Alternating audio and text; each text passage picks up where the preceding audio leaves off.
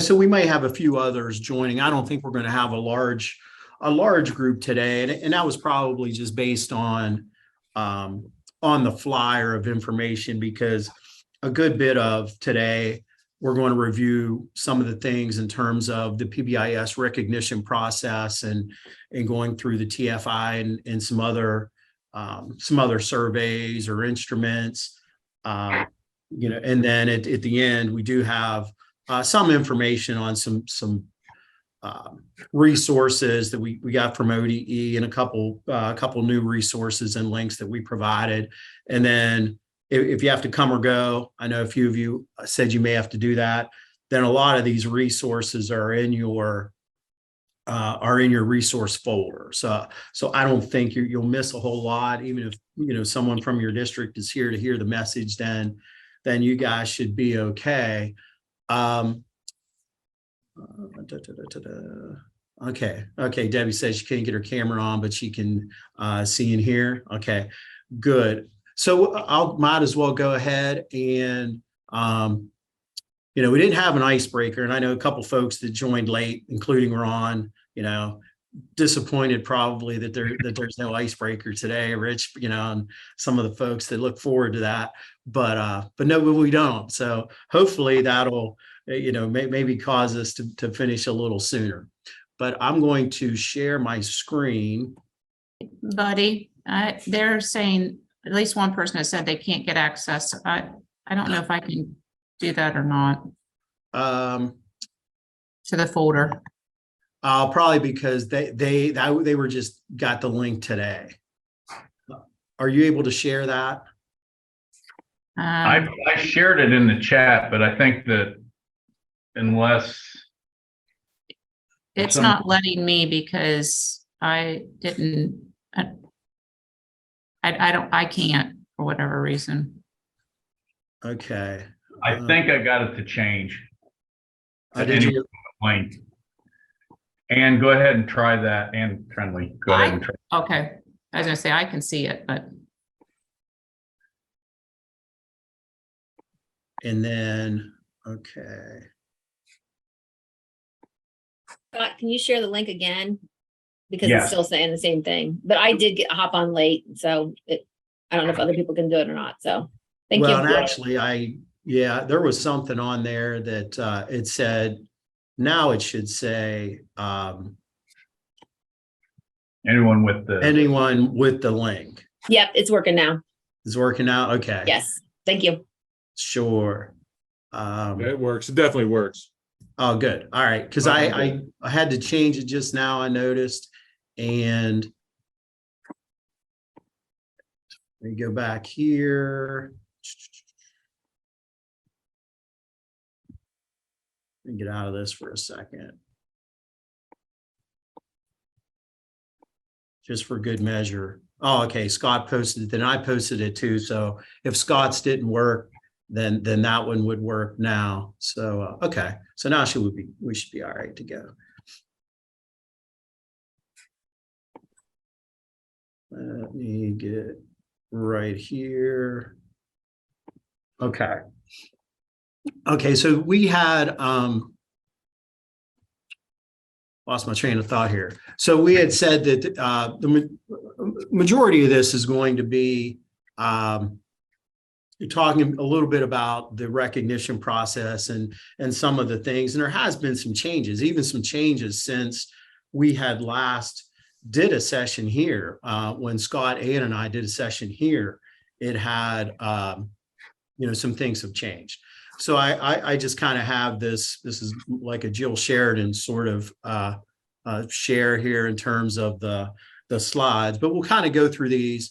You kind of know by now, probably Scott and myself, and we do have Ann on here in case there are some other questions, because in your resources, we do have an early childhood companion guide that goes with the TFI that kind of separates and highlights any features that are a little bit different if you're looking at early childhood as compared to just school age population. So that's included in the resource as well. As we go through here, hopefully you guys are following us on Facebook and Twitter and things. I know I just saw yesterday, a lot of people take pictures and post some of the sessions that they're doing and try to keep up to date on some information if you're following us. I know that Scott and I work on a work group, and even though we don't have the slide in here, it's OH PBIS Network on Twitter. So the abbreviation for Ohio. So we're assigned, a different person assigned each month to maybe grab some good resources, share things, or if we see something that a district's doing, then we'll kind of retweet it. So some good ideas sometimes when you follow our work group for the Ohio PBIS network. Okay, getting into some of the things that we wanted to cover today was overview of the recognitions that you can apply for as a school or even a district. There are 4 types of awards. There's a bronze, silver, and gold for buildings or programs, and then also a district level award. And these are annual, and they're recognized at the OLAC Forum and PBIS Showcase. So that used to be separate, and now that's a combined conference, and it's online this year. And I knew, like, between now and the end, and maybe Ann has joined us, maybe she can we can throw the link to register for that conference in the chat at some point. But registration's opened. It's on December the 6th, I believe, virtually, like I said, again this year. And so there's a lot of sessions. I just signed up for the sessions that I'm going to attend last week. And this is where there's a segment during the showcase that recognizes all the award winners for PBIS. And the videos are going to be segmented into different regions, so you can pick what region you want to see or watch them all and see who was recognized this year and for what level. And then we do have a few from our region that are going to be recognized from Region 12 this year. I just put the link to the registration in the chat if you're interested. Oh, okay, good. Thanks, Scott. And then one change this year in the recognition process is that instead of making a lot of copies and submitting binders to us with all those paper copies, ODE has requested that we do electronic submission, and that, very well looks like it's going to be in a Google format to submit your evidence electronically. So we can kind of summarize that here, towards the end about maybe how that'll look. This slide I actually had to update just in the past month because prior to, or I should say last year and all the years prior, 70% was sort of the amount of points that you had to score on each level to be recognized, whether that was bronze or a silver or a gold. I know we don't have too many that had achieved gold, but we did have several in the region that are at silver level. And so through the scoring process, they had to, one, receive the bronze award at 70%. And that's usually the first time when you apply to receive recognition. You're just going to solely look at your tier 1, how well that's going, and submit your application. And then scoring wise, if you had in the past 70%, this year it's going to go up to 80% to achieve that bronze level in scoring. Now, if you would go to silver, and this is where a lot of people, I think, maybe don't understand the process, is that you have to continue to keep that implementation at that high level at bronze. So you have to continue that level and scoring an 80%, and then also submit your evidence and score at an 80% on silver to receive your recognition. And then also the same if you're looking at gold. Now, the confusing part of this is, and even confusing for us as consultants, and we were just at a work group last Friday, was when you turn in your application, they want evidence that you've done some fidelity inventory, the TFI, the self-assessment survey, and basically those are the main two. And when you turn in your evidence that you conducted one of those, they want the evidence to show that, you know, you've implemented on that TFI, you've self-evaluated yourself and you're implementing at least at a 70%. Difference being that there are going to be different amounts of items scored than there are in the tiered fidelity inventory. That's going to be a little bit of a change, you know, this year. So any questions about that? Because that tends to be confusing, because I've included copies of the old scoring rubrics in your resources. So they're similar to what the new scoring rubrics will look like, but the new scoring rubrics are going to condense the amount of evidence that you need. And in turn, there's going to be less scored items. And we don't have the final version of those yet. So we can't share them. They still were receiving feedback from us at the workgroup meeting we had with ODE on Friday. So we've given you kind of what we have up to date right now. So that's why it sounds a little confusing, because there's going to be less scored items going forward on the scoring rubrics compared to the TFI. In the past, they were all the same, like however many items there were in tier 1 and tier 2, that's how many items there were on the scoring rubric. Anything to add, Scott? Did that sound understandable? Yeah, it is confusing, because it's you're going to score yourself at a 70, at least a 70 on your TFI, and then when it's graded, and one of the other things that keep in mind is that the reason they're going electronically is that they are going to distribute those applications throughout the state, and so we probably will not be grading yours, and so, you know, that's one of the things about when you start submitting your evidence, make sure you, and I hate to say it, but oversubmit, because you don't know, you know, what they're going to count and what they're not going to count in different regions. You know, we know you guys, and so if there were things that we were like, well, what's this? And then, you know, we start looking back through things, we could find that evidence.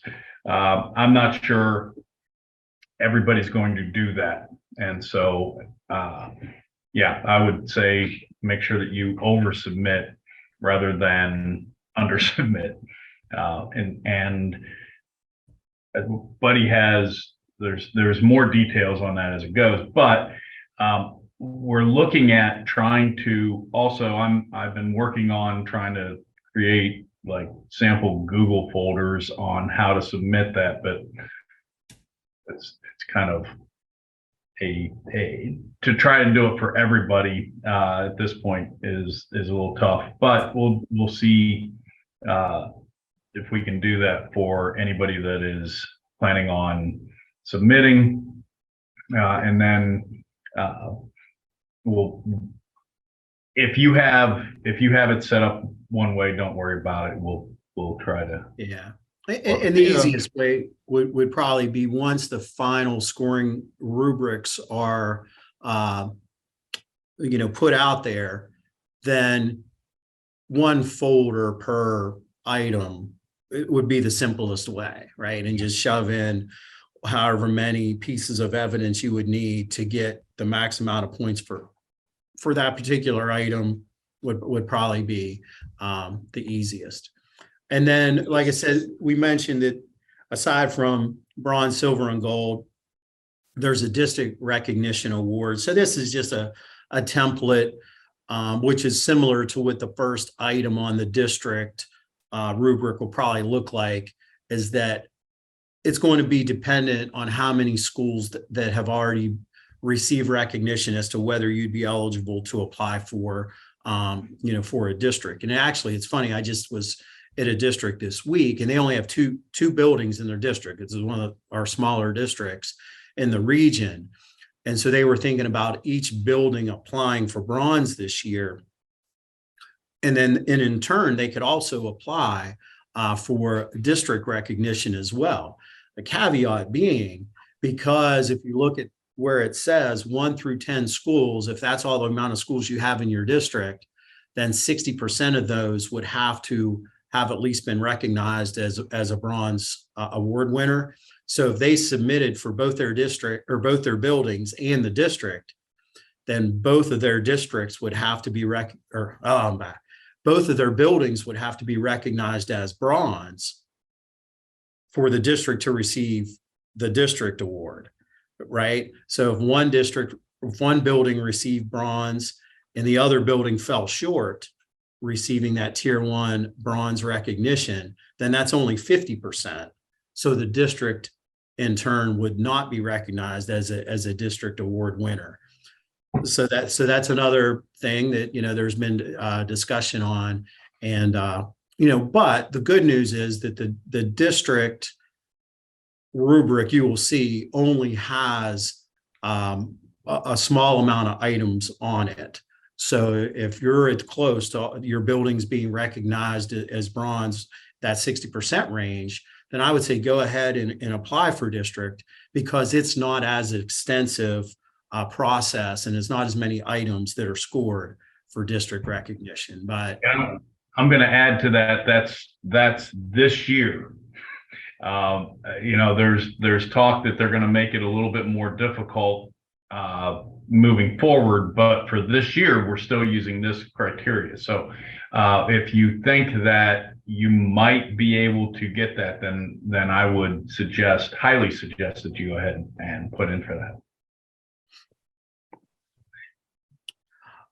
Okay, so now I was just going to get into the, the TFI, and I have, or let me see here.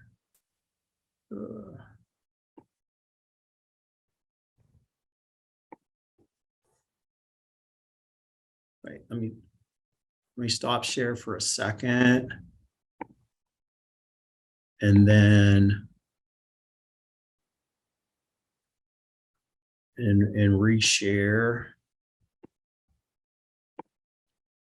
Okay, so you guys have this TFI as part of your resources, and I tell you what, I really like this document.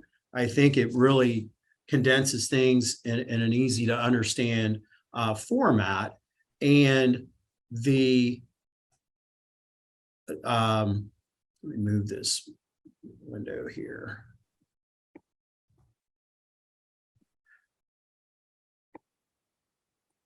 Okay, but it's easy to understand. And in the old days, like I said, prior to this year, like item 1.1 would match up to 1.1 in your scoring rubric. So to know what I'm talking about, I'm going to go to page 6. I'm going to scroll real fast, so close your eyes for a second. Okay, so page 6 kind of starts where tier 1, item 1.1 begins on page 6 of this TFI. So looking through these, it breaks it down as to what the item expects, and then how you would score it.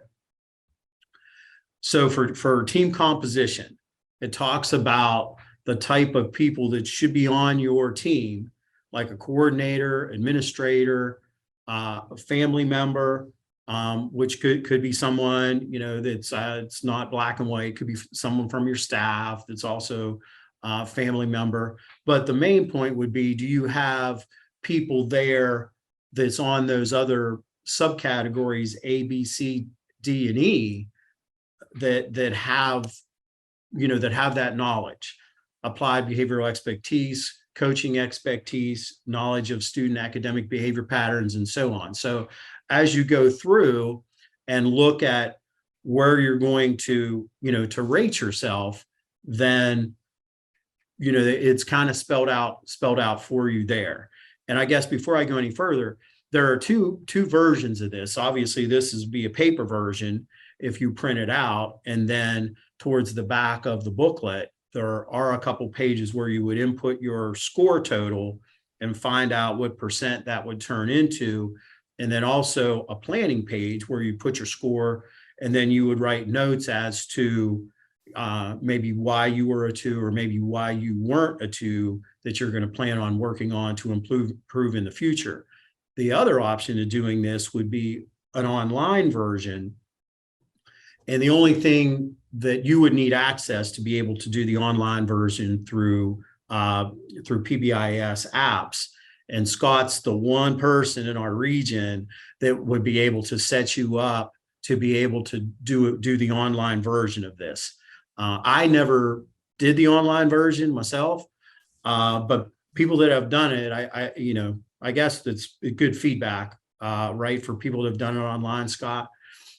Yeah, it's if you are, technologically savvy, it is a really easy document, or it's easy to go through and click everything, and then it automatically does all the math and all that stuff. So all the calculations. So it's easier that way. But it's also getting that access. If you need that access, then just email me and I'll open up that window for you, as well as, and we'll talk about the self-assessment survey and the school climate survey. I have a quick question.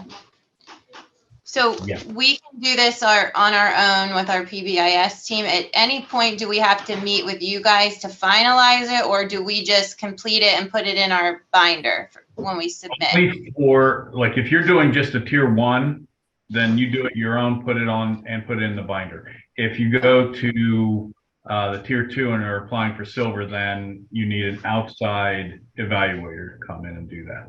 Okay.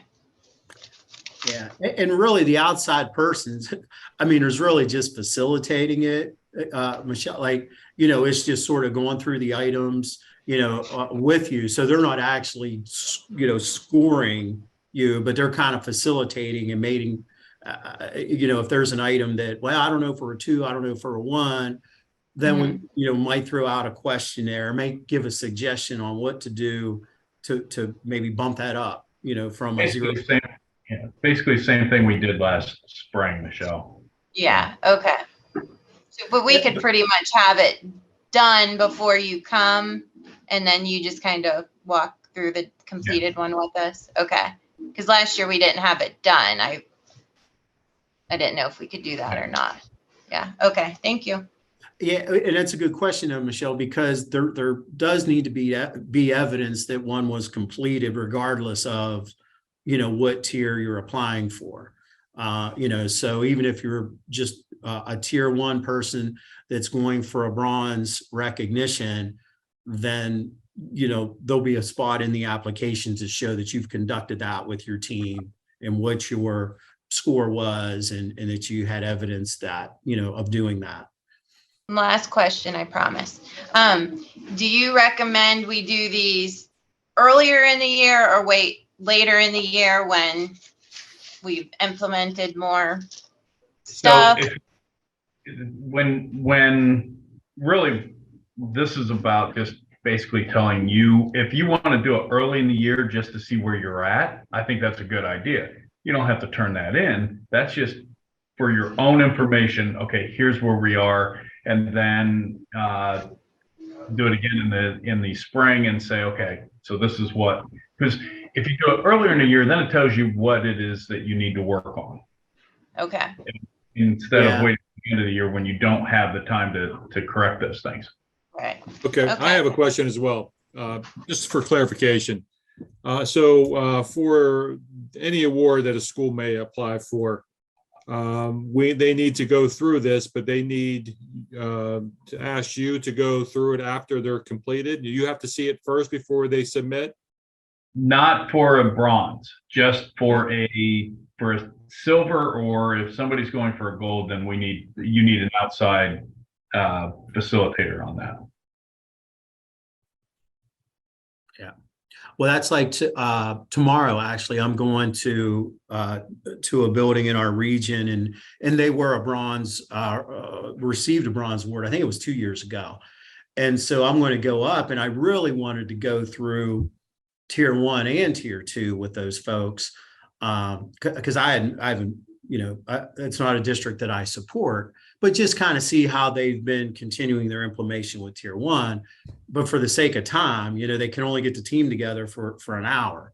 So I told the principal, I was like, well, let's just go to tier 2, since that's what they're looking at applying for. And I said, we'll go through the tier 2 TFI section, and then I'll encourage them to go back, and then, do the tier 1 on their own, which maybe they've done already before.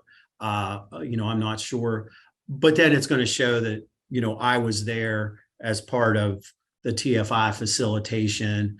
And then, like I said, like Scott said, like, hopefully we'll get through all the items, but if not, then I'm there knowing, where they are in their process, and can kind of vouch that, I was involved with their tier 2 TFI facilitation. But they're supposed to go into in succession, though. They're supposed to go for the bronze first, and then once they get that, then they can go to the silver and so forth. They can't just jump right to silver or to gold, right? It's very difficult because that same building was asking about gold. And I said, well, you haven't really went through tier 2 and recognized for silver, because my concern, Ron, is that if say a building has received bronze a year or 2 or so years ago, and ODE expect them to submit for silver evidence for tier 1 and additional evidence for tier 2, and maybe they haven't been keeping up on the collection of evidence, from tier 1 currently, and then they would have to provide that in addition to tier 2. And then especially gold, you would have to provide current tier 1, tier 2, and tier 3 evidence. It's a lot easier to go one step at a time rather than trying to go 2 steps and not have the information that maybe you have needed. And then I don't know, I hate people putting a lot of extra hours and time and effort in jumping too high, and then having to go back to the prior step anyway. And then maybe if that school was going to go for gold, they might not even, if they weren't focused on silver, then they may not get any recognition, as opposed to doing it one at a time. If that makes sense. It's sort of like, I would have hated to see them put all the effort into trying to reach for gold when there really hasn't been a lot of tier 3 information out there yet, and not even, and miss kind of the forest for the trees, and kind of maybe gloss over what's happening for tier 2. Because if you look, as we scroll down into the tier 2 section of this TFI, there's a lot of documentation that's necessary for tier 2 that I don't know if a lot of people really recognize until they look item by item. So going through the tier 1, just kind of hitting each of these items. Operating procedure is pretty much, are you meeting monthly? How often you're meeting. So you look at the points there on the right side. So you having regular meeting minutes and roles and an action plan. And so that's kind of the frequency and how often that you're meeting, you're taking minutes and agendas while you're having your minutes, and there's evidence of that. Behavioral expectations, 5 or fewer. I know sometimes we run into an issue when, depending on what high school expectations are, or elementary or middle, and a district is kind of merging them together, or if it's a leader in me school, where there's like 7 habits, and some districts are kind of trying to work with that and trying to get that to 5 or fewer. But other than those kind of issues when maybe the district expectations aren't aligned, or with the leader and me trying to condense those down. For the most part, folks are pretty good with 5 or fewer when it comes to their buildings. And then with that, I made a note, you'll see, and we'll look at this tool later, but the TFI walkthrough tool is listed on 1.3 as a possible data source.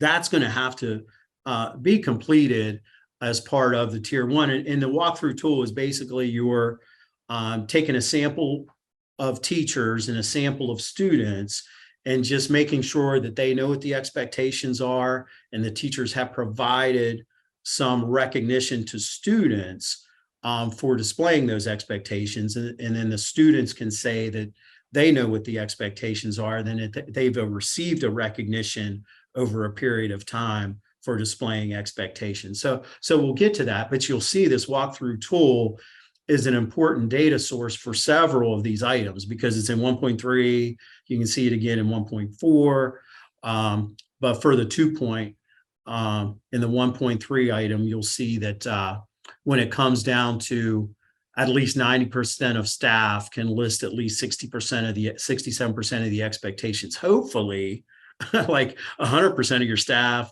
know 100% of your expectations, or maybe you got to go back and, and kind of retrain the staff a little bit. But that's what the criteria is for that item. Teaching expectations, the behaviors are taught directly and in classrooms and across settings. So these data sources, like I said, a lot of times this will come down to the lesson plans. What kind of plan did you make for teaching those expectations? And then if you look to the right for 2 points after the and, at least 70% of students can list at least 67% of the expectations. So that's obviously derived from doing a good job at planning and teaching those expectations. We can scroll down here. If there's any questions about any of these items, just kind of unmute, let me know. But I didn't want to read every word on every single item, but problem definitions here. But let me just add real quick that remember for bronze, you can do that TFI, and you can also do your own walkthrough. You don't need to have an external facilitator or anybody coming in and doing the walkthrough for you. You can do it. It's just there's a spot on there that asks who completed it. So you just have to fill that part out. Oh, right. Yeah, good point. Good point. Okay, problem behavior definitions. And I think it talks about, are your behaviors clear definitions for behaviors? And then is there a flow chart or a process established for what are office managed behaviors versus classroom or staff managed behaviors? And I think Scott put a flow chart example in the resources, if I'm not mistaken. But there's some examples that we could provide if anyone would need an example. You probably even find some examples on online. But really, if it's just kind of a flow as to what happens and where's the separation between do teachers know what they should be handling in a classroom, and then what turns into an office managed behavior. And so, like I said, the sources of evidence are right there. 1.6 discipline policies, kind of similar as to 1.5. A lot of this stuff's going to be in your discipline policy or in your handbook. They kind of emphasize on here proactive approaches or restorative approaches. So maybe depending on where you are at a certain level of different discipline, if there's some alternatives to a certain infraction, if a student did this, or maybe there's conferences that, that take place in lieu of or a reduction in a certain consequence and things like that. So, or maybe there's a follow-up or a reflection process after a student has a consequence. So any of those kind of things in terms of proactive or restorative approaches would kind of fall into, part of the discipline policy.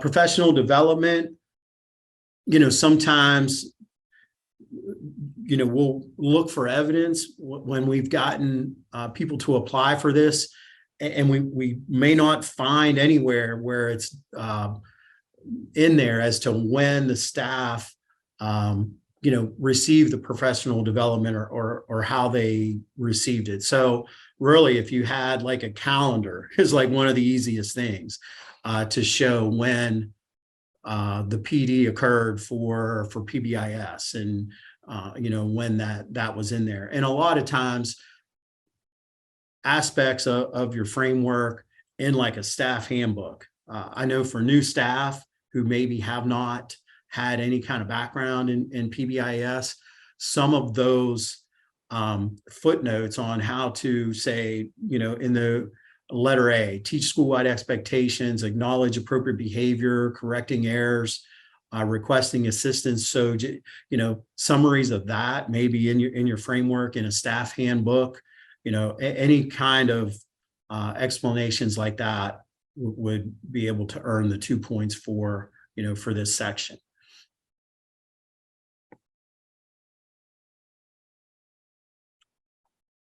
So classroom procedures. So even though this is tier 1, it's, it's school-wide, there's still some aspects here that they want to see some evidence that those tier 1 expectations are still being taught in, as part of classroom procedures as well.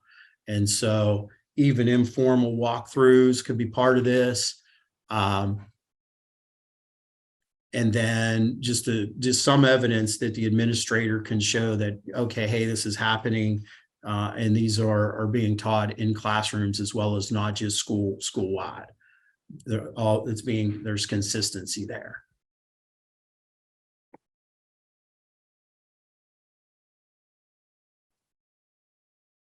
Feedback and acknowledgement, this kind of goes back to the acknowledgement part of that TFI walkthrough tool that we talked about. So there's a formal system in place for student acknowledgement. And so depending on the percentages from that walkthrough tool, then that determines your score for that item. 110 talks about faculty involvement. They're showing data regularly and they provide input, on what's happening. So your PBIS team is going to, share, hopefully it's more than, every 12 months, but they're going to share data with your staff. Maybe there's an end of the year survey about, hey, what's working, what's not working. How they feel, your staff feels that implementation is going. And so that's kind of overlaps with, a survey that Scott's going to talk about a little bit later, but just showing that there's faculty involvement and understanding as to what's happening with your tier 1 PBIS. Same with family and community involvement. Are there surveys? And I know just about everyone's doing climate surveys, either for parents or for students. So hopefully that's, that's something that's kind of has taken hold nowadays. This is part of an annual thing. But, so documentation on stakeholders and families providing input on your PBIS, implementation.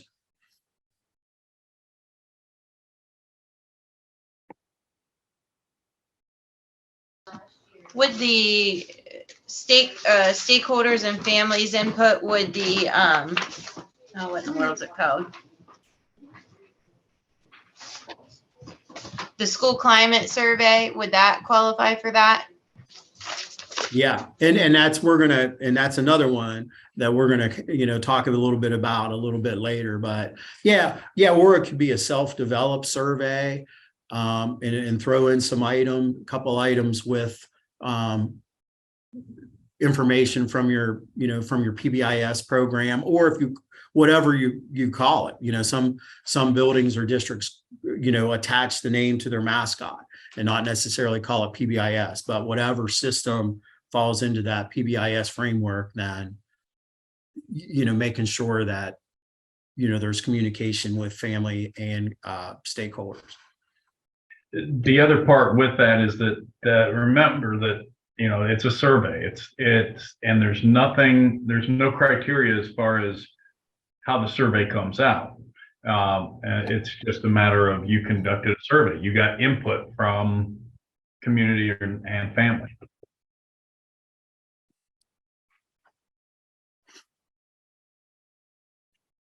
Next item in tier 1 is all about just having access to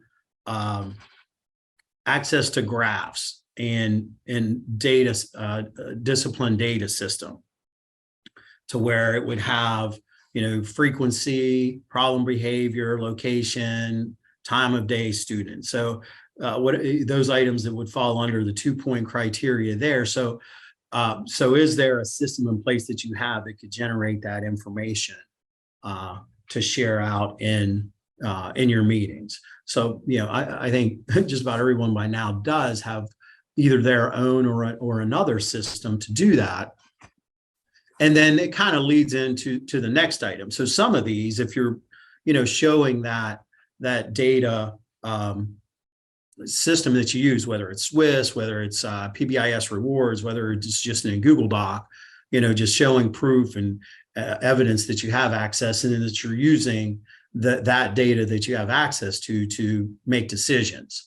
Like I said, and then if you get to 2 points for your PBIS team meeting monthly, then basically it's like your tier 1 team and uses the data monthly for decision making. So, so when you look at that, those should be some easy points to earn when it comes to looking at data and having your meetings. 1.14, I should have had a mouse connected, but fidelity data. So are you, like I said, we're looking at the TFI right now. So this is kind of telling you in a self-reflective sort of way how your implementation is going when you do this with your PBIS team. Go through this Tiered-Fidelity Inventory at least annually. So that would be 2 points to show evidence that you've done it, the TFI within the past year. And then the last item on here for tier 1 was just the team documents fidelity and effectiveness annually, share that with stakeholders in a usable format. So maybe there's a newsletter, maybe there is communication through board meetings on how the implementation and PBIS, student behavior data looks like in your district. So any of those kind of areas to show that you're documenting fidelity and you're sharing that with stakeholders in some format. And a ton of data sources are listed: reports, newsletters, handbook. It doesn't have board meeting on here, but that would show up in board meeting minutes if you guys go to board meetings and do presentations on things related to PBIS and your behavior framework. Any questions about tier 1? I mean, it was fast, but I don't want to read like word for word for you because I know you can all do that.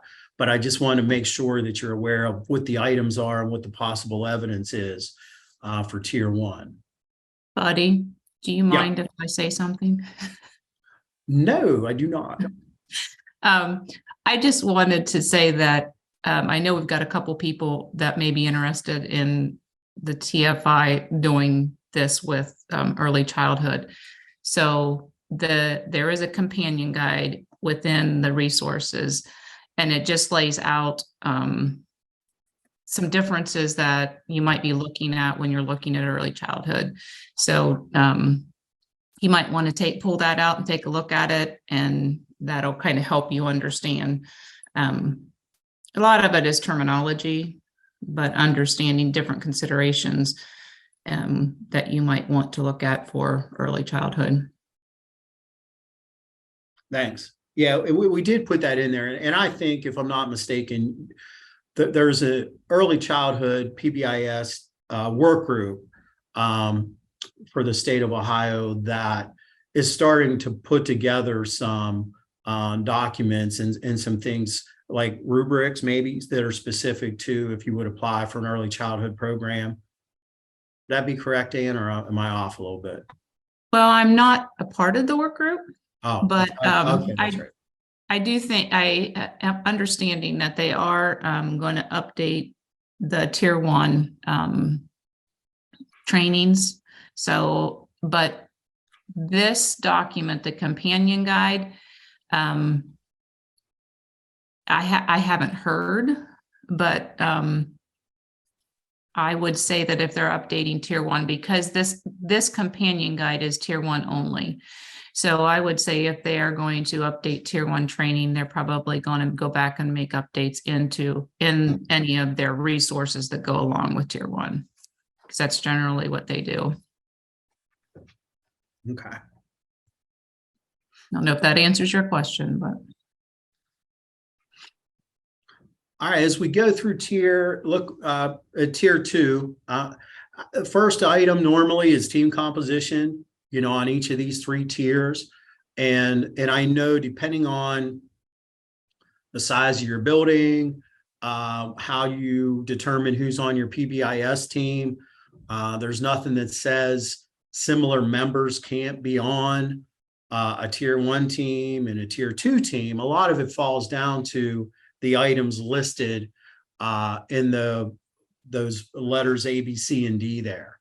So do you have individuals able to provide applied behavioral expertise, administrative authority, knowledge of students, and knowledge about operation of school across grade levels and programs?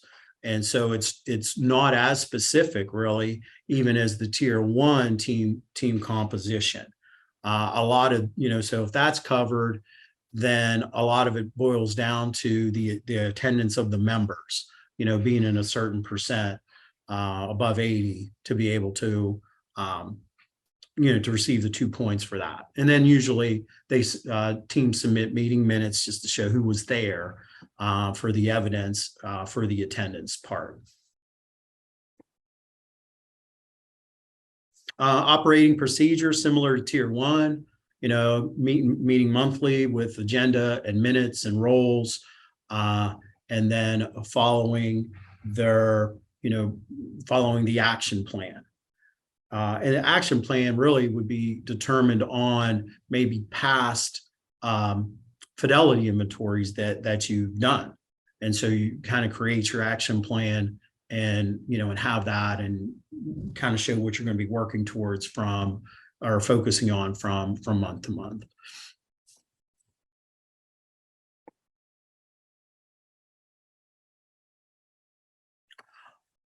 Tier 2, 2.3 would be screening. So, and a lot of this, should be documented and written, in a folder or somehow, because you're going to have to show that the Tier 2 team uses decision rules and sources multiple data sources to identify who would require Tier 2 supports.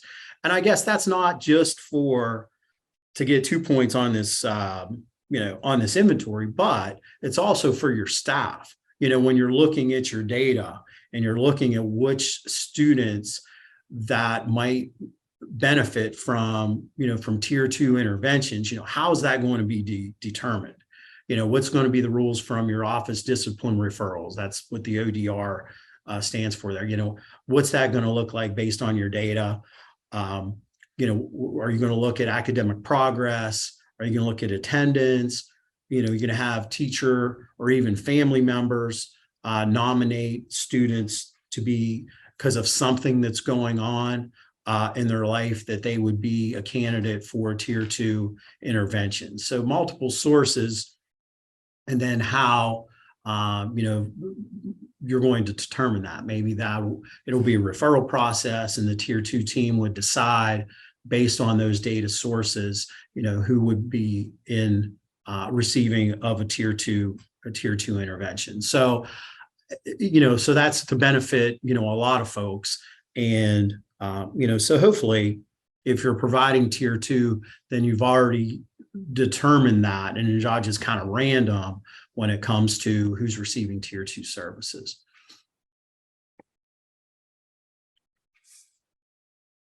And going along with that, request for assistance, there's like a written request form and process, and it's timely and available to all staff, family, and students. So obviously evidence of that would be the form. And then somewhere on the form, I know I've saw a form from a district last year. I think that it said, upon, I don't know if they put hours or days, like within 3 days of receiving this form, then there will be blah, blah, blah. So, student would receive tier 2 services, or their decision would be made by the tier 2 team regarding tier 2 services. But they put a time where it says timely, then they put like a 3-day period on that from the time they got the referral.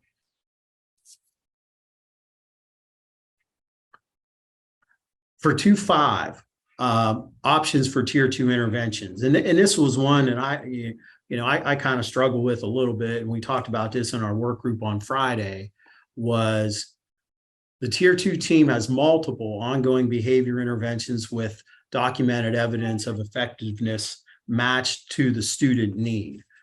So for 1 point, only one tier 2 intervention with documented evidence is in use.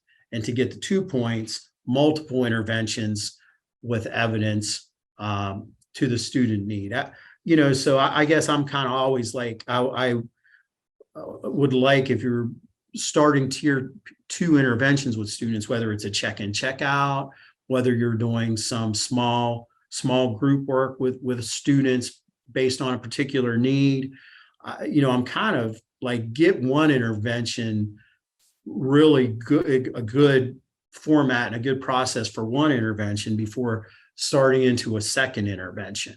But when it comes to applying for a silver award, based on what I just said, then I may cost you a point, on the scoring rubric. But but like I said, that's the way this is worded, and it'd probably be similar wording on the new scoring rubric once we see the final version.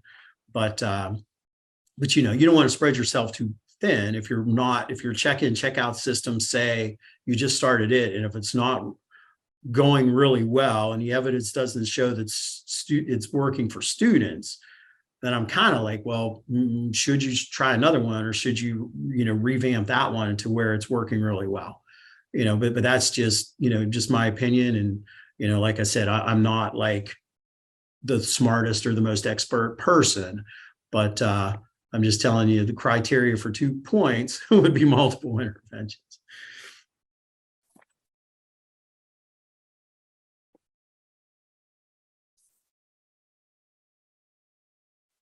Tier 2 critical features. Okay, so if you see the features for your tier 2, it's going to be additional instructional or skill development time for a student, additional structure, predictability, or increased opportunity for feedback, like a daily progress report. Okay, so that's a lot of words, listed under those tier 2 critical features. But when it comes to your interventions, there's going to be additional interaction with with certain adults, and those interactions or interventions are going to provide additional structure. They're also going to provide, additional feedback to the student and to the parents based on, what that intervention is. So whether it's a check-in, check-out, whether it's small groups or whatever, there should be those three components within that intervention to provide, one, feedback as to whether it's working, and two, additional structure and additional skill development for students. So I would be hard pressed to think that if you're doing something that you would be lacking those things, or the intervention is probably not going to be successful anyway. But sources of evidence, you're going to have maybe some sheets if you're doing a check-in, check-out. Maybe you're going to have, some sort of schedule and purpose if you're doing some skills groups or some academic groups, and you're going to have some way of feedback on what's happening in those particular groups. And the feedback from the check-in, check-out obviously would be are the students earning the points? Are they meeting those daily goals? So those should be features within your interventions anyway. And practices, are they matching the student's need? They match to whatever the student's doing to improve what they're lacking on. And I go back to when I think of the items that would be on an office discipline referral, that student motivation was always very important. Was it to obtain peer attention, adult attention? Was it to avoid tasks? Was it to obtain things? So all that would be, what the student would be working on to improve. And so that would kind of, whatever your tier 2 intervention would be, it would kind of focus on those student needs. And there's actually a great sheet in the appendix at the end of this booklet that we'll kind of look at real quick, that'll really make this a lot clearer for you. But, hopefully you're looking at why that student got those multiple referrals, what their motivation was, and then you're going to match that intervention to kind of work on that issue. And 2.8, and I know Scott and I talk about this in our tier 1 trainings a good bit, that just because a student might be receiving tier 2 interventions for something, they're still going to be part of your school-wide acknowledgement, your school-wide tier 1 supports, and the classroom tier 1 supports. So there's going to be access to that. And also you're kind of going to link your tier 1 expectations to what's happening in tier 2 anyway. And I know when Scott and I do the tier 2 PBIS in person, there's sort of like a couple slide examples and a couple worksheet examples as to how like a check-in, check-out form would cover, say, the 3 main expectations a school has, and then have sub things that students are working on that fit into being responsible, or fit into being respectful, or fit into being safe within that check-in, check-out form. PD, same as tier 1, written process for teaching staff how to refer students, for tier 2 services. So that's, very similar from the item from the tier 1 TFI. 210, team follows process to track proportion of students participating in tier 2, and access is proportionate. So if you look at the scoring on this, it's kind of, and I kind of had a question on this myself, because it talks about numbers and maybe the size of your district, then who knows what percentage of students. You don't want too many students on tier 2, because then if you went through our tier 1 training, then maybe there's an issue with your tier 1 implementation if you have too many kids on tier 2. So you have to look at that if it's a systems issue rather than a student issue. But for one criteria, or for one point, the team determines criteria for responding to tier 2 intervention and track students, but fewer than 5% are enrolled in tier 2. And then for 2 points, the team defines the criteria and you have at least 5% of students receiving tier 2. So it's written like that. It's kind of have some questions in my mind about, well, if you're doing a good job, then maybe you've reduced the amount of students on your tier 2 from say 10% or 7% down to 4%. Like, I don't, you know, and it's one of those items that I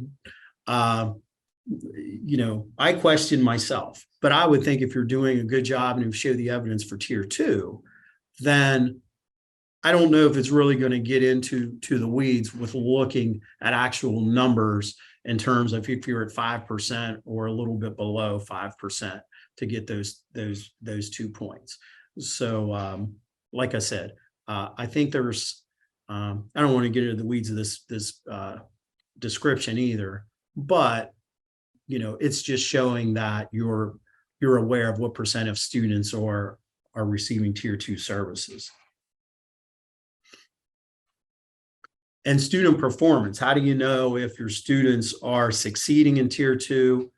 You know, are they experiencing success? And what are your rules to determine if they're experiencing success? So for 2 points, student data monitored and used at least monthly with data decision rules to alter intensity of fading, maybe fading the intervention support, and that you're sharing that with stakeholders. So, you know, like I said, if students are in a check-in, check-out, for example, you know, if they're meeting their goals, then maybe you're going to meet with them, you know, not every day. The better they get, you're going to gradually fade that intervention, and then maybe they kind of graduate out of that intervention and they're kind of meeting their needs, and they've reduced their referrals, and then they work their way out of that intervention. That would be the goal, right? You know, to have that happen. But to be able to explain when that could happen is how you get the points for this item.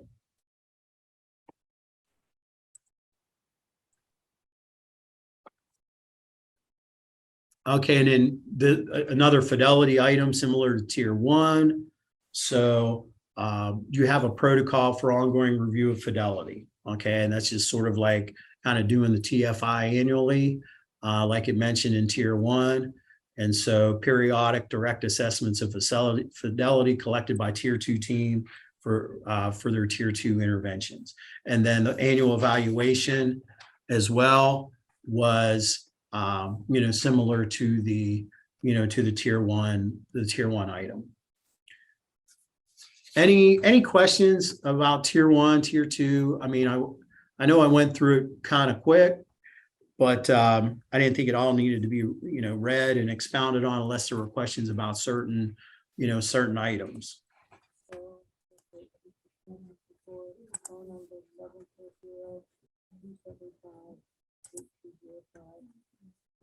Let's see.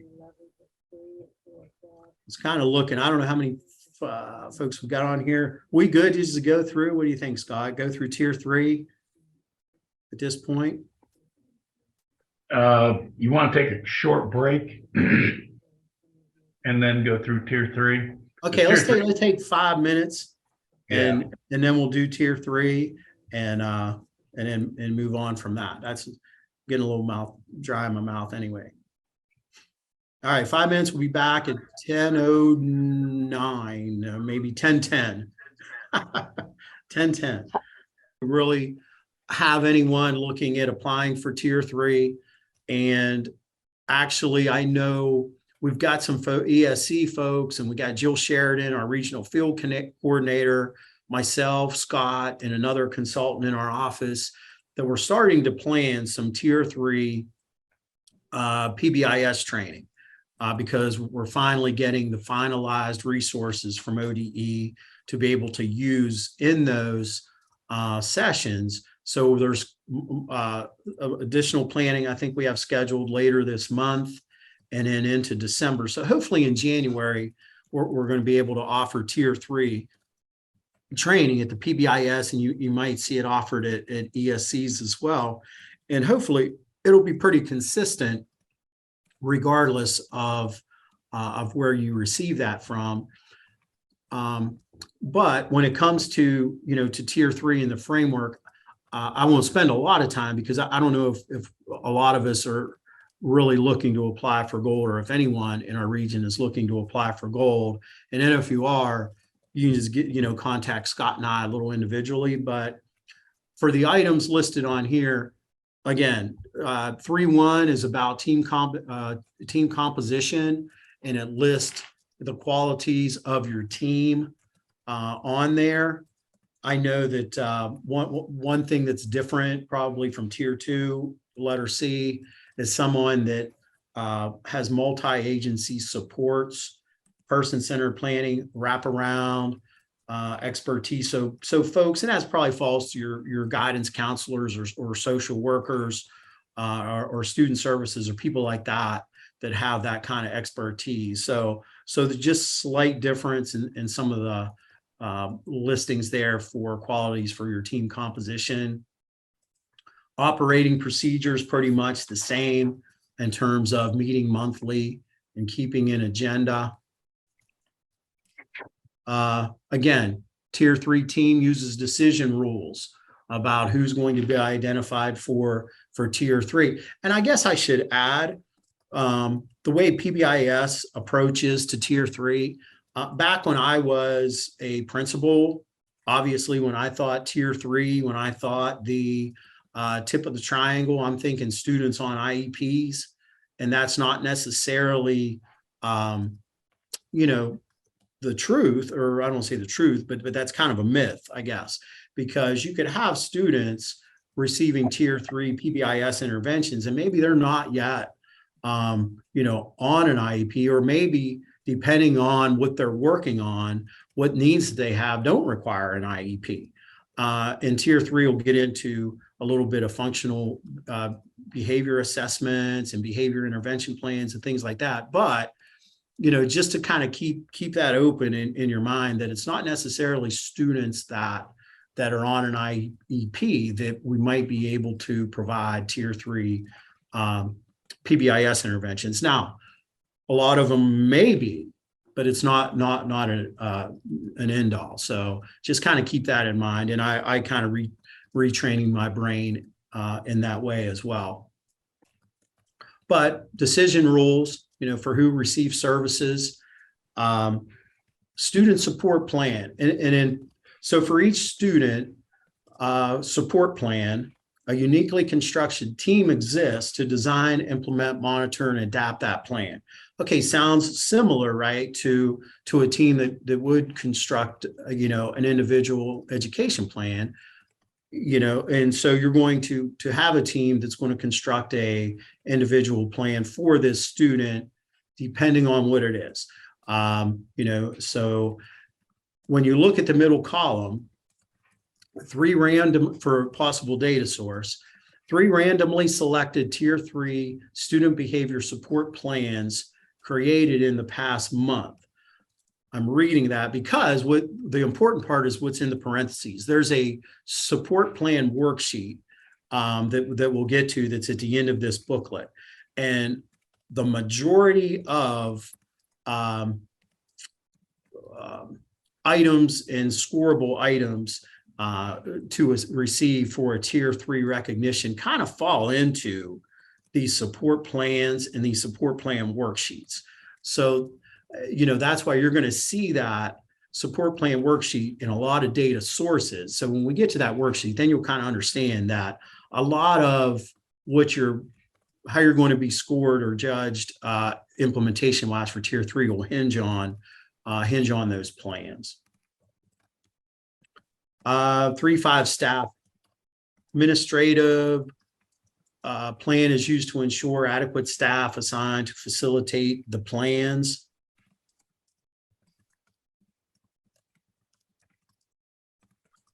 So if the personnel were assigned to facilitate the plans for all students enrolled, so that would be the 2-point measure there. 3.6, family community involvement, similar to the items in the first two tiers when it comes to family and community involvement. Also for 3.7, professional development, again, written process for teaching staff about what's going to be happening. And this goes a little bit further about behavior theory, function of behavior, and function-based intervention. It kind of mentions that since some of this has to do with, like I said, FBAs or behavior intervention plans. So process to teach staff and give them some background on those items for tier 3. And then we get a couple unique items here. Quality of life indicators. Students assessment includes student strengths and identification of a student family preferences for support options to meet their needs. So again, this is going to be part of that support plan worksheet. And probably, and I think when we talked about this with another group of folks, is that almost the rest of the items here kind of revert to that support plan worksheet as where you would go to see evidence or a data source to determine if you've met the criteria for these items. So academic, social, and physical indicators, so data being available on those things. A hypothesis statement. So what's happening with that student, and then and then also what would we want to have change with that student. So that would be also part of the support plan criteria.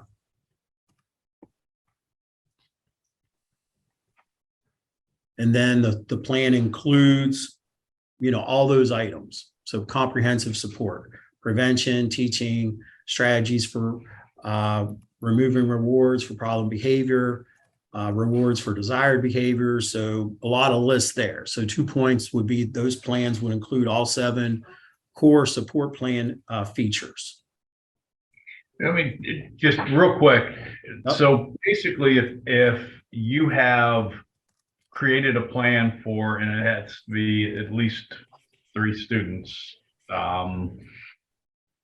but if you've created those, then the last 4 that Buddy has gone over, those plans should just include all that stuff in there, and you put in those 3 plans, and that would be the criteria for that, for those 4 items for the gold. And that's why I'm kind of was going through these quickly, because it's more important for you to see the support plan worksheet for the most part than it is to look at a lot of these individual items for tier 3. But then we're also going to revert back to making sure you have a data system and you're making database decision making. That's always going to be part, no matter what tier you're looking to apply for. And then the last item is level of use. Team follows written process to track proportion of students participating. And that's similar to an item that was also on tier 2. So those are 16 items that are listed for tier 3. So actually, since it's fresh in your mind, I'm going to skip several pages and then come back to them. But I'm going to go to page 31, because this is where the support plan was. And then I'll go back to some of these other pages here. Okay, so this is the support plan worksheet. I could probably show you the title here, Appendix C of this booklet. And so when you're talking about, okay, is this item met or is this item met? So this is sort of like a sub sheet of the tier 3 TFI items, because it has the TFI feature listed in the corresponding item, like 3.4, planning includes uniquely constructed team. So you can look at all those items as it relates to the main TFI feature and the scoring criteria that goes along with that feature. But when you have at least 3 of those plans, then you're going to go, does plan 1 have this feature? Does plan 2 have this feature? Does plan 3 have this feature? And so you subrate each of those plans. And depending on if those plans have what they're supposed to have, then you get to an ultimate TFI score for that TFI feature. So if all 3 plans have everything they need, 2, 2, and 2, then that's a total of 6. So then that 6 correlates to a TFI score for item 3.4 as 2 points. So I'll give you a second or two to kind of, to take that in, because that's why I thought, well, looking at this worksheet, because it mentioned it so much, is a little easier for you to understand why these individual support plans for students are important to be able to maximize your implementation and your rubric score if you're looking to achieve a gold level recognition.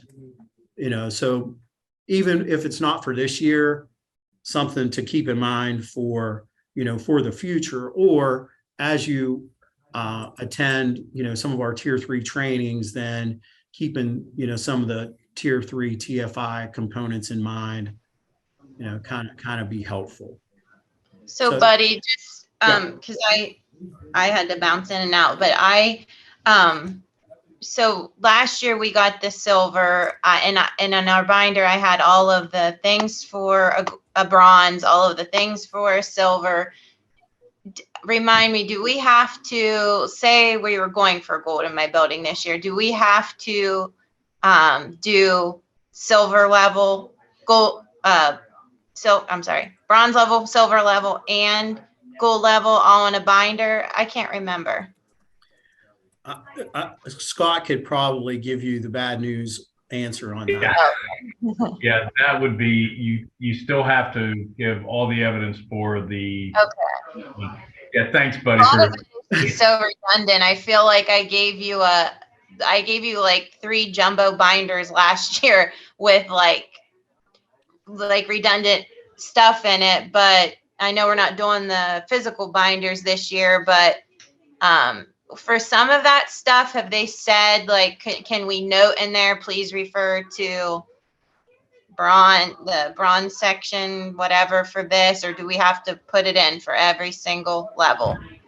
I think you're going to have to put it in for every single level. And the reason I say that is because I don't know, like for us, I would say, no, we're fine if you just put it in, because I can refer back. But because we don't know how other people are going to be grading it, I would say, go ahead and put it in.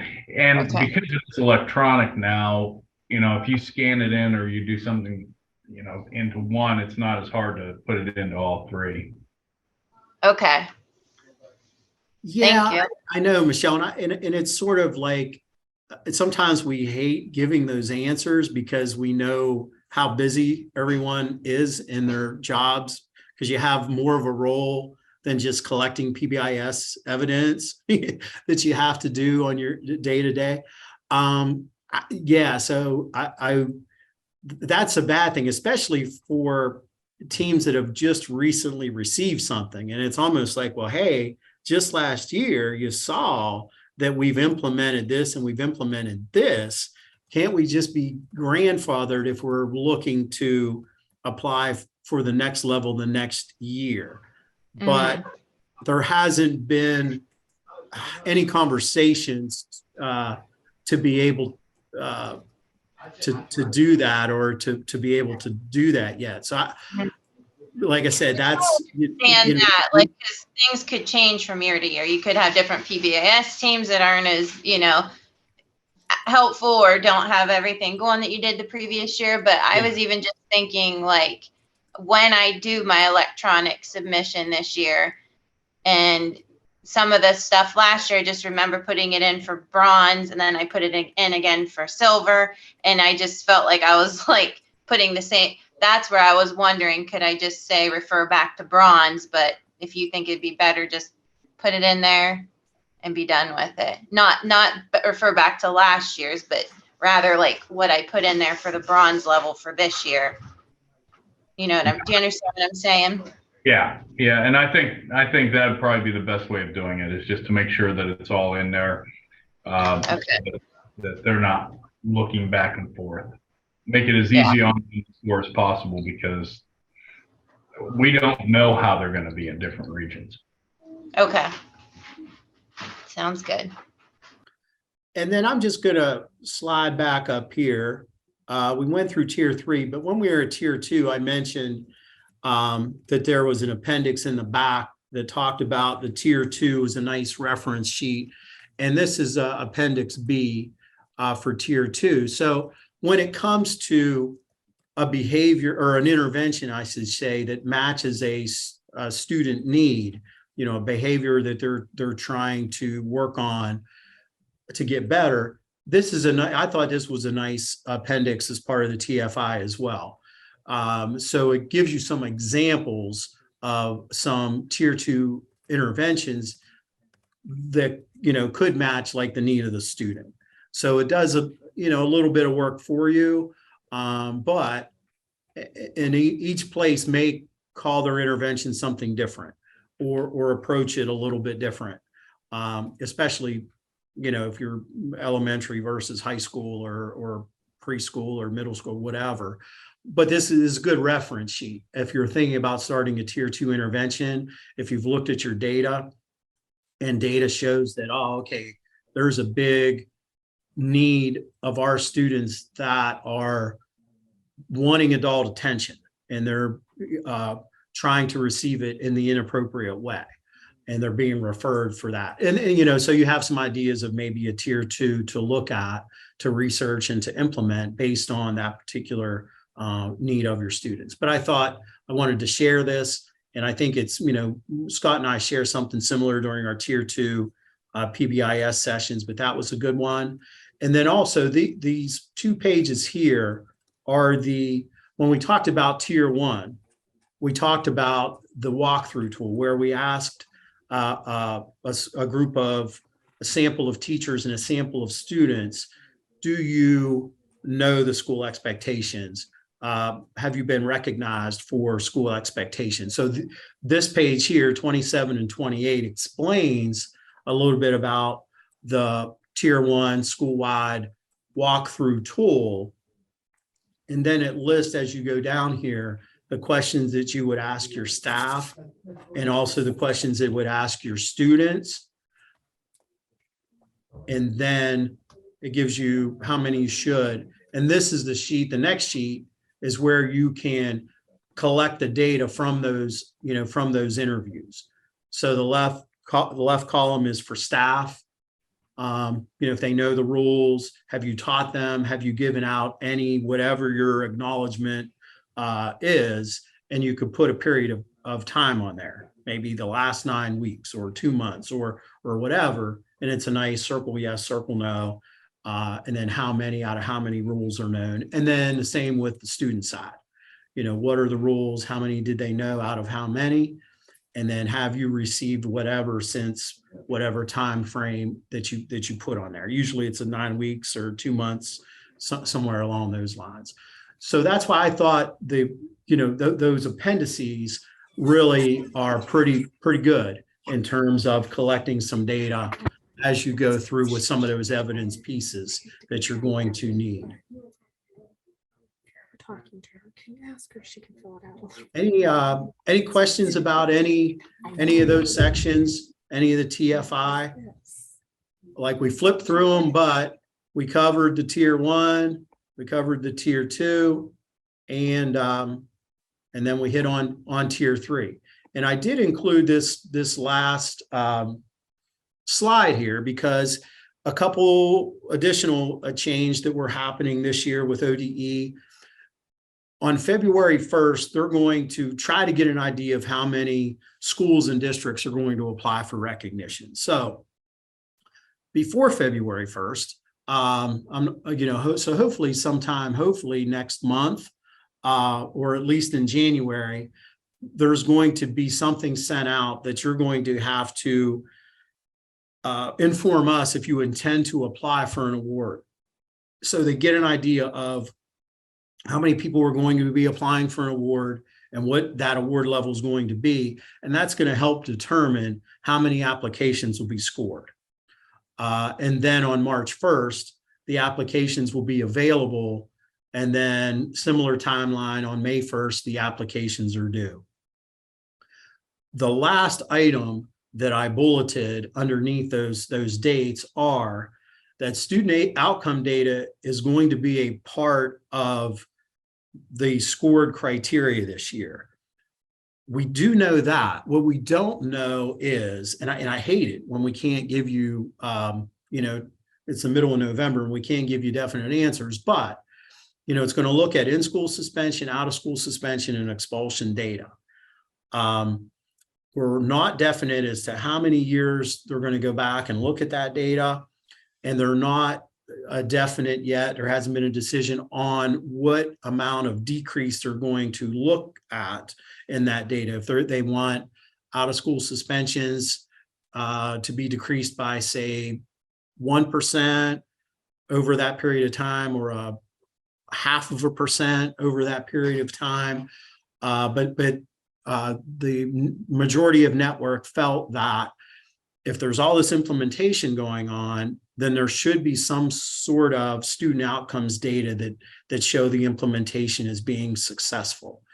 So this is the first time that's been a part of the awards recognition process. So we wanted to, make sure everyone knew that, based on it, they're going to look at some data. The bad part is that we'll know when your applications are due what the percentage is going to, what that's going to count for. I don't know if it's going to count for points in the scoring rubric, or if it's just going to be an overall, amount, and then how that's going to affect the recognition, whether you get it or don't get it. I wish I had a better answer, but what we do know right now is that ODE will be looking at data after May 1. So they're going to be looking at data for this school year is what they're going to be looking at. Help me out, Scott, if I missed something. Yeah. No, and they'll be checking. So if you've included the data in your application, they will also be double checking it with their EMIS files, I think, EMIS reports, to see what those. Yeah. And buddies, we do not know. They want it to show improvement. They have not told us what that improvement is going to look like. So, there's a lot of questions we had, and Buddy and I had a long conversation about this just before we started the network meeting, about, all the questions we had as to what improvement looks like to ODE. So as soon as we know that, we will get that out to you. As soon as that decision is made, we'll be able to let you know, okay, this is what they're looking for. And I'll tell you why I will let you know that is because if you don't think it's going to show improvement, then don't spend the time filling out the application. I mean, just bluntly. Especially if it's a high stakes thing. And that's what we're not sure. Is it going to be 2 points as a 2-point scoring item on a rubric, that if your data doesn't look that great over whatever period of time they're looking at, then maybe you can sacrifice a point or two and still be able to meet the criteria for the award. But if it's going to be a high stakes thing where, our suspensions have gone up the past couple years, so we're not going to be able to meet that. And if that automatically makes a school ineligible for an award, then yeah, exactly what Scott would say. Well, then I would hate to see people put the time and effort if it's a high stakes thing, if the student outcome is a determinant or a disqualifier. But if it's just a couple points, then good implementation could overcome that. Right. Buddy, Do you- buddy. Oh, go ahead, I'm sorry. Are you talking about from 1 year to the next, as far as showing improvement, or are you just talking about what are you talking about here? As far as Well, I don't know if it's going to be multi-year, Ron, or if they're going to look from last year to this year. They haven't decided that yet, because Scott and I both said, right, like during the pandemic, there weren't hardly any suspensions because it was all online schooling. Well, then the following year after the pandemic, then there were a lot of adjustments. And so the discipline probably didn't look that great, getting adjusted back to school. And then this year, maybe the discipline was kind of back to where it was pre-pandemic level. So that's why for us, we're going to see a lot of peaks and valleys depending on what year the data is going to be. Now, if it's last year, if it's just last year to this year comparison, might be okay, might not look too bad, like as a region or as a state as a whole, right? Tanis, all three tiers are, according to the state, all three tiers should be fully implemented by the end of this year. For the report card indicator, Yeah. yes.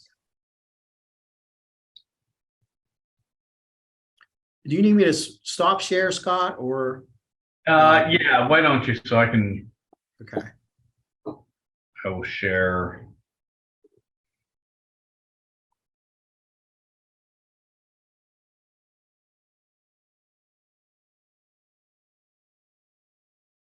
And just a reminder, as Scott's sharing here, Tanis did ask about the 3 tiers being implemented this year. That's why we're trying to get and it's kind of one of those things, right? Like the earliest that if you were getting tier 3 from us would be in January.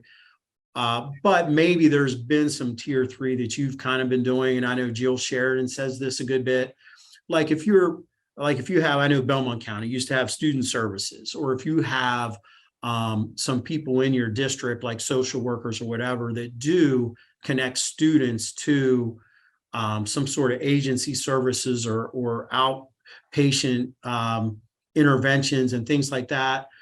I mean, that's tier 3. You're kind of have some of those things in place already. So, that still you don't have to necessarily get an official tier 3 training for us to report in EMIS that you have some tier 3 implementation happening.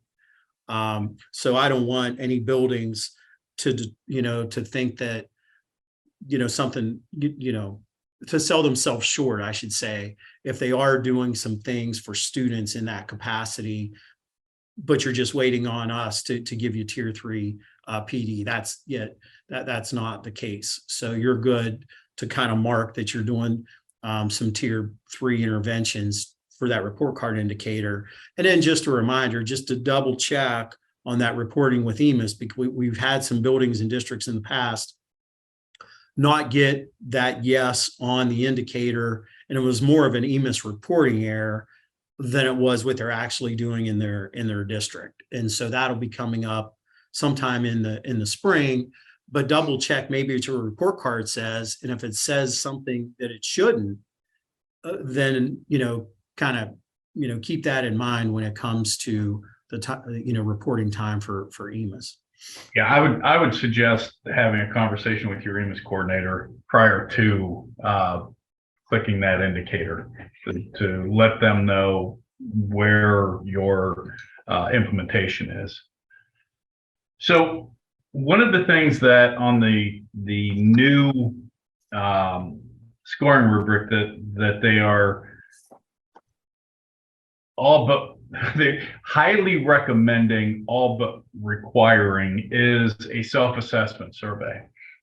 And the self-assessment survey, basically, when you do the TFI, that is you as a team grading yourself on how well you think you are implementing PBIS. when you do the self-assessment survey, that is your staff saying how well they think that PBIS is being implemented within your building. And so that's one of the reasons why they want you to conduct these and to include these, is because then, you know, you get a better picture of just where implementation is. And even if it's just, you know, this is the perception, because then that helps you as a team to, you know, maybe clarify some of those questions that staff members may have. So when you do the self-assessment survey, first off, you can do it by paper, you can do it electronically. If you want to do it, there's a copy of the paper survey in your materials. If you want to do it electronically, send me an email and we'll get you set up. You know, we just need to know what buildings, and, you know, give me a window of time that you think you'll be doing that, conducting that, so that then it'll close after so much time. You can do it. You can do it all the staff at one time at a staff meeting. Remember, when it says all staff, that includes your cafeteria, it includes your custodial. If you can get the bus drivers to do it, that would be fine, or it would be good. You want the secretaries, all staff is in order to really get a good idea of this, is to be surveyed. You can do it individually during TBT meetings. The teams could sit down during their meetings and, you know, do it electronically or paper pencil that way. Or you could just say, okay, listen, we're going to open up this survey. The survey is open sometime within the next week. We need you to go into and just send them the link, because that's what will happen when you ask me to open it up. Then I will send you a link to that survey for your particular building, or specific to your building, and then you can look at what it is that where your staff thinks you are. You can do it at the beginning or the end of the year. That's entirely up to you.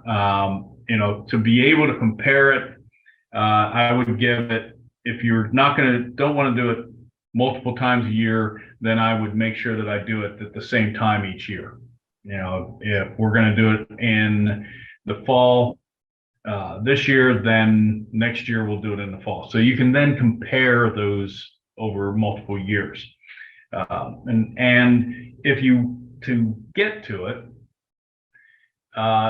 it's not real tough. If you just go to, again, I will send you a link. You can, if you want to download another copy, if for whatever reason you can't access the one that we put into the material. That's the climate survey page. Oh, it's simple. Just change the search. SKS, and then it'll give you different links that you can go to do it.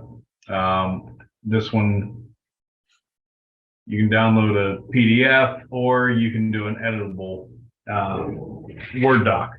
So again, it's, if you want, the thing about doing it electronically is that you don't have to tally all those scores. And if you look at this, it's a fairly simple thing. It's divided into two categories. It's going to be what the current status is, and then whether or not that is a priority for improvement. So if a person puts that this is in place, then may not be a low, or might be a low priority for improvement. There are some samples on the form that will show you basically where this all is. So, 9 people thought it was in place, 7 people thought it was partially in place, 4 people didn't think it was in place. And then it's kind of, as far as priority, it's kind of spread out a little bit. But if you go to number 2, expected student behaviors are taught directly, it's heavily on not in place. And so that becomes a high priority. And so anyway, as you go down through, there are a couple samples, and then it gets into the actual survey. I know I'm scrolling fast, but just trying to get through it for you. And it has, I think, 18. You also see that there's the school-wide system, then the non-classroom system, and then the classroom system. So you have school-wide, non-classroom, classroom, and then the actual individual student system. So how are we, doing with the kids, with teaching those expectations, et cetera. And then it gets into being able to make the charts. Any questions on the self-assessment? I was just going to add, I wish someone had signed up. She's not here today because they just conducted this in their building. So I was going to let her speak, but I used this same tool, almost the exact same tool, back in 2005, I think, and I like it because it's done. Staff can do it anonymously. That maybe if they don't think something is working well or there isn't something in place, then they can mark it on there without maybe causing an issue. So like I held my breath a little bit as a principal as I was looking at the results on that, hoping that what I thought was in place, the staff thought was in place as well. And there are some questions that go towards administration. What's the administration doing and how well have they done some things with this implementation? So it was funny because when I was at that building, I got to talk to the principal for a little bit, and she was fairly new. I think she's been there for a couple of years and hasn't been from a PBIS background.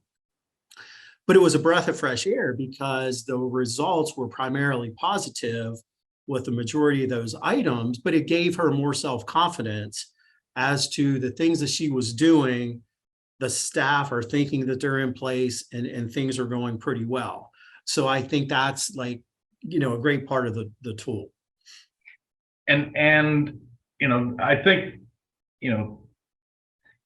the perception can make or break your PBIS implementation. If staff doesn't think that anything's being done, then you should know that, and you can now address those issues.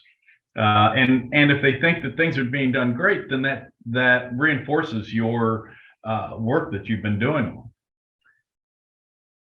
So the other survey, as you get into, the TFI had mentioned doing surveys. You can do the benchmark of quality, you can do the SAS, you can do the school climate survey.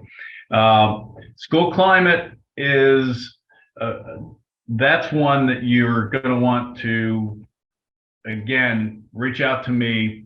I will open those up for you. And then you can do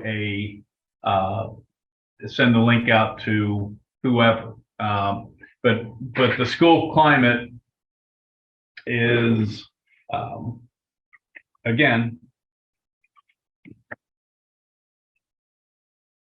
just type in school climate survey, and then it'll take you to you can do it. There's a manual. The thing about the school climate is that there is an elementary school climate, there is a high school, there's one for students, there's one for staff. There's a lot of different within the suite, and it shows you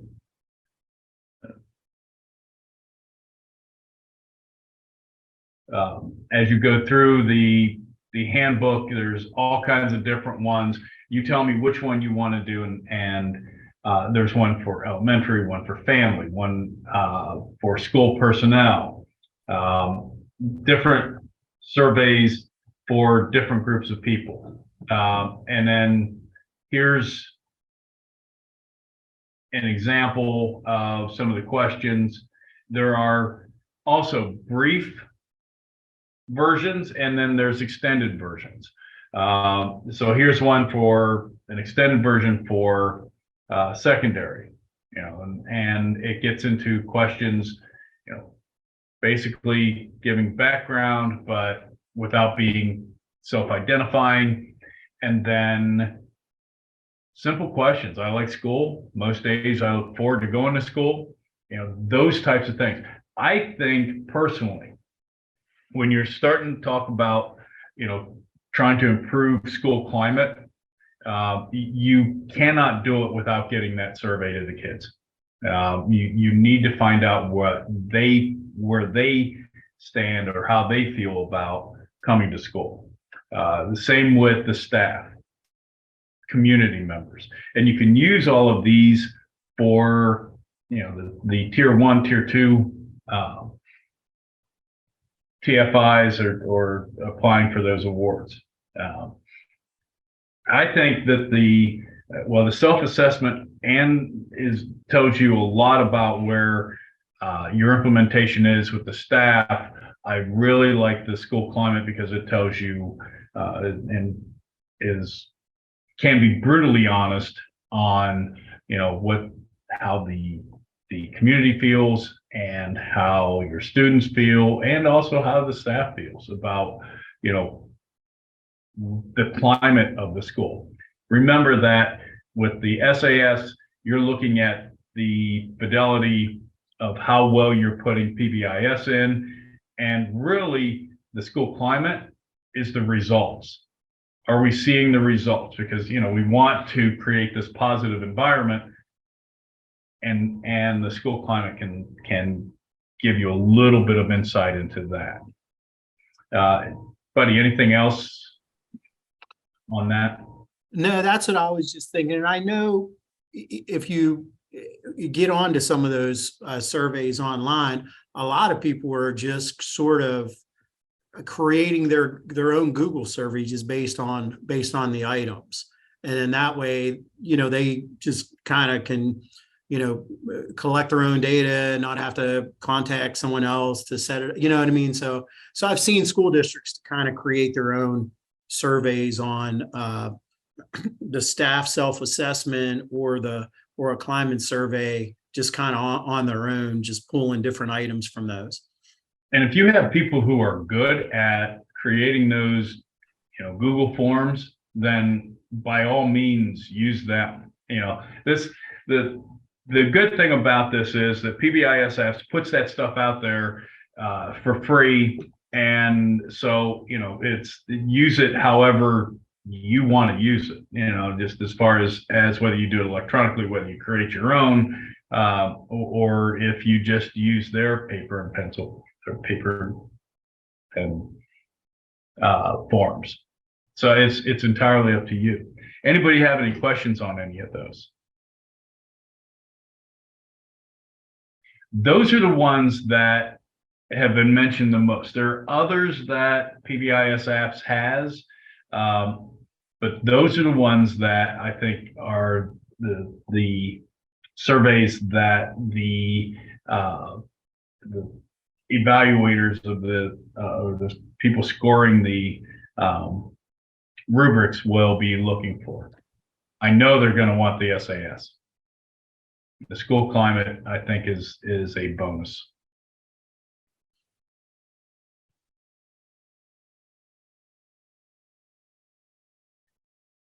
So we have, if there's questions as to where all this comes from. If you go through the trainings, we talk about this, in the initial introduction part. But the big reason why we wanted to include this is that those are linkable, or those are each one of those, when it talks about the student, the SF,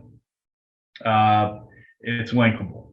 So if you want more information about any of those roles, and you want to get into the report card measures, you can just click on those. And again, it's divided up between the federal and the state rules, and even gives you the link to the website for PBIS. But I couldn't remember if I was supposed to do that slide or you were. No, you just keep scrolling. No, it's fine. Okay. And we shared it. Like Jill Sheridan does a great job with our collaborative when we meet with folks from Region 12, or even when we meet in a 4-region quad meeting, and she gives us like so many resources. And that was a slide that she shared with us that I wanted to share, just so all those things are in one spot. I know the view you're seeing right now looks kind of jumbled, which is kind of funny. But anyway, the school wellness toolkit link was on there, and that was shared in another work group that we were part of. And I tell you what, I clicked on there, and it takes you right to the ODE page for a school wellness toolkit. And there are so many suggestions on student mental health and wellness, and adult mental health and wellness that like I can't even go into it. But if it's a good resource, I've spent a little time looking on it, and once you get on the main page, there's even links that take you to some other pages. But in the age of us trying to do what we can for the whole child, but also trying to, keep ourselves and our staff healthy, mentally and physically as well. It's a great place to, go that ODE has provided those resources on that wellness toolkit page. Yeah. And there are a lot of resources there. Let me see if it's. Yeah, it kind of redirects you. Yeah. And then there's that. Yeah, there you go. Because it couldn't just be simple. But then it divides it up between teachers, school administrators, district administrators, students and families, communities, and you can get into all of those different things that are resources that can help you to kind of support the wellness, mental, physical wellness of your staff, your students, etc. See, the stress I cause for you to get to that page will enable you to click something to ease yourself a little bit. So yeah. That was deliberate.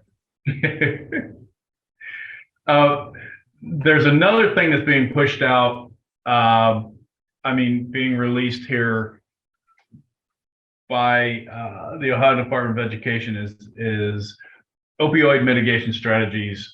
And it will probably be a part of the PBIS framework in some way, as far as trainings and stuff go. There's, Buddy and Ann received training last Friday, just kind of on,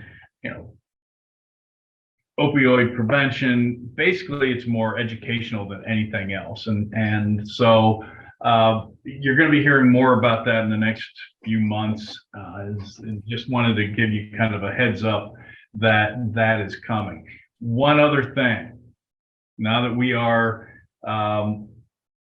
gone through this TFI and we've shown you all this, at the national conference, they are rolling out, or they are planning on rolling out, a new TFI 3.0. And really the big difference there is that with the TFI, and we don't know when this is going to be actually rolled out. It could be next year, could be the year after. Right now, they're doing some testing of it to see just how viable it is and make whatever changes they're going to make to it. But it does a little bit more in classroom, in evaluating what's going on in the classroom, and also in evaluating what's going on as far as mental health supports goes. And so it's a little bit bigger, but another difference is, instead of it being a 2-point scale or 3-point scale, 0, 1, or 2, it actually goes up to, I think, 4. And so it gives a little bit more options, and it also tells a little bit more about, you get to look at where a 2 on the new scale is basically what, it's means that you are implementing. It gives a little bit more chance for you to kind of exceed those expectations with the scores of 3s and 4s. So the more when that comes out and we learn more about that, we will get that to you. I know it seems like we keep saying that a lot today. It's like, once we find out, we'll get it to you. But we're kind of in that boat of, they give us information, but not all the information yet. So once we get it, we will get that out to you. But do you want to talk about the? Yeah, this is what we have upcoming. We're going to do another tier 2, just a 1-day, a tier 2 on November 29th. That's the Tuesday after Thanksgiving. And then we got another tier 1, train the trainer, in March. That'll be in New Philly at the ECO office. And then, like I had mentioned earlier, we're in the planning process of tier 3. So that'll end up being a 2-day training that will be maybe a day in January, maybe a day in February. We haven't determined that yet, but look for that after Christmas break, but before springtime. And then Scott and I just went to a couple trainings actually, classroom PBIS. So we're going to offer that sometime in the next semester in the winter, spring. We just haven't figured out exactly how we're going to offer it, whether we would get more participation if we did it virtual, because if we were able to structure it as maybe 2 half days, because this is going to be more for teachers actually. So if it'd be more half day or teacher leaders, then maybe if you had 1 sub in your building, then we could offer a morning session and an afternoon session. Then you could get 2 teachers to participate with 1 sub if it was 2 half days and it was virtual, as opposed to be more difficult if we offered it here in person. So we're going to talk to Lisa, get some feedback from her, explain what our thinking behind it. And then also our leader network, our next one might be in February, but if we need that date to use for tier 3, then we'll change the date. And I think our next leader network, this one was a little different, and hopefully you realize that based on the flyer, that it was more about the recognition process and those surveys.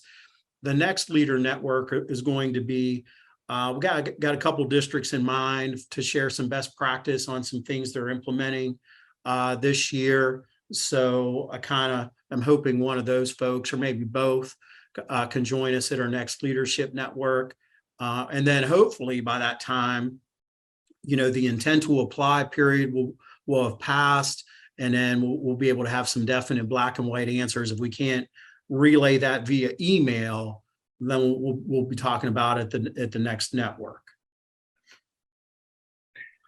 I do have the eval. I put that in the chat, and I have the certificate for today. I will put that in chat as well. That'll be the second link. The first link is your evaluation. We ask that you kind of fill that out for us. Let us know what you think. If you have any questions, things that you would like us to focus on at the next network meeting. We appreciate your input. Then the second one is your certificate. And again, if you need to get a hold of Buddy, myself, or Ann, if you have early childhood questions, Ann's the guru, so you can get a hold of her. You have our office numbers, our cell numbers, and our emails. And I'm not sure why Ann still has the MVESC. That should not say that. Oh, yeah, no, hers should be SSTregion12.org as well. Yeah. So I'm going to stop sharing. Are there any questions, comments, suggestions?